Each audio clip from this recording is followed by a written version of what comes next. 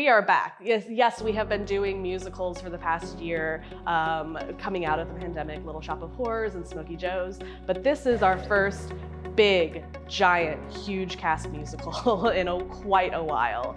And this show is really just an opportunity to come out and experience fun and laughter, enjoying yourself and listening to the story and hearing music and having a chance to see all of our talented Memphians once again. Hi, I'm Lindsay Schmeling, she, her, and I am the costume designer of Something Rotten at Playhouse on the Square. I have done both musicals and Shakespeare before, but never a Shakespeare musical. I would say the first ever musical that I designed, 9 to 5, the Dolly Parton musical. That was the first big full-out musical that I did. And then Shakespeare I've done actually for a while. Shakespeare was actually The Tempest was my first show that I ever designed professionally as a costume designer. Cool, my name is Joshua Crawford. My pronouns are he and him. And my role on the production team is sound designer. So my introduction to theater would be, I went to Germantown High School. Was about to quit high school and my theater teacher called me and was like, hey, you do tech, don't you? And that was my introduction into theater. So I wasn't even expecting to do theater. And it kind of got its grasp on me and I haven't stopped since. So yeah, my favorite musical that I have seen, I think it would be, we did Parade at Germantown, and that was really heavy, but that was a really cool play, especially the way that we did it. I really enjoyed that production. So I would say Parade.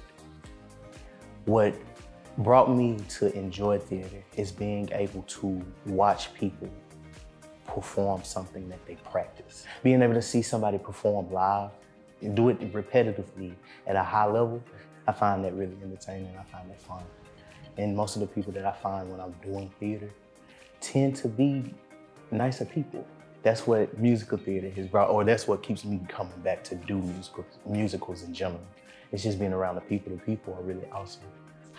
Musicals, my first introduction to musicals was actually Cats the musical. I fell in love with that when I was a very small child, and I actually did a full production of my one-woman Cats to a daycare. I had the T.S. Eliot book of poems, and I loved cats. I was an animal lover, and my mother brought me the soundtrack. And it's, once you get past they're cats, the music is really beautiful. And then when you see it, the dancing is spectacular. So yes, it is ridiculous, but isn't musical theater ridiculous?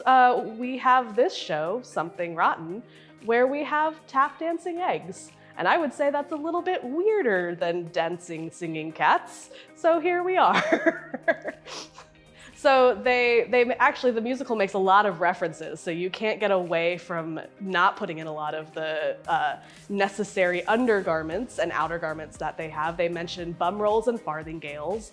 So those are the kind of understructures of the ladies' skirts where they make their hips and their butts wide. And then the men have their cod pieces because all men want to, have their best pelvis forward in that situation. The pelvis and the calves were very sexy during that time period. So it's all butts and pelvis and calves. We got this cool thing with I'm not even sure if I'm supposed to talk about that. I can talk about that? Well, we got the Grizzlies announced it. It's doing the announcement of William Shakespeare coming out in the play. And I'm doing some funky stuff with it right now, and I think it's gonna sound real cool in the space that we have.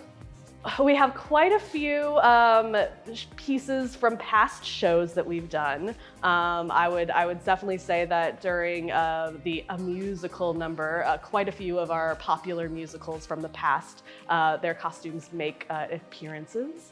Maybe to keep a lookout for Kinky Boots, keep a lookout for Avenue Q, things like that. All right. So, final question. This is a yes or no answer. Do you hate Shakespeare? No. Do you hate Shakespeare? No.